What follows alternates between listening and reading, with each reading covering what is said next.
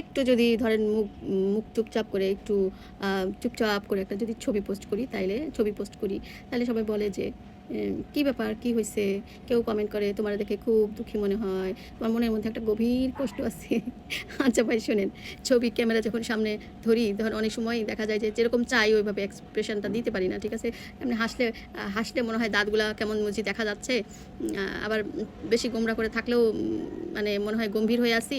এই জন্য এমন একটা ইয়েতে থাকি যাতে না হাসি না মানে গোমরা, এমন একটা ভাব করে থাকি, বুঝছেন? এই জন্য আপনাদের মনে হয় আমার মনে হয় বিষণ্ণ বা আমার মনে কত কষ্ট। আসলে ওরকম কিছু না, বুঝছেন? মানে আমি ক্যামেরার সামনে আসলেই অতটা আমি মানে অতটা মানে মানুষ যেভাবে সুন্দর পোজ দিয়ে ছবি উঠাইতে পারে আমি পারি না, বুঝতে পারছেন? ঠিক আছে? আর আমি নিজে নিজে সেলফি তুলি তো, এই জন্য অন্য কেউ তুলে দিলে তাহলে একটা অন্য কথা ছিল।